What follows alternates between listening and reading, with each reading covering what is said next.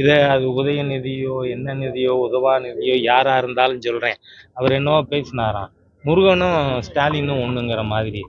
கபர்தார், இந்து மதத்தை dengue malaria கொசு மாதிரி அழிப்பேன்னு சொன்ன ஹிந்து விரோதி இந்த உதயநிதி ஸ்டாலின். ஏன்னா அவர் என்ன சொன்னாரு, I am a proud Christian. Let you be a proud Christian.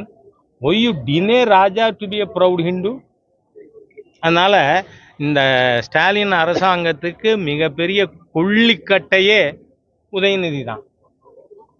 Udhayanidhi பேசின அந்த ஹிந்து விரோத தீய பேச்சு, அதனால ரொம்ப ஜாஸ்தி பேச வேண்டான்னு மாண்புமிகு முதல்வருக்கு கேட்டுக்கிறேன்.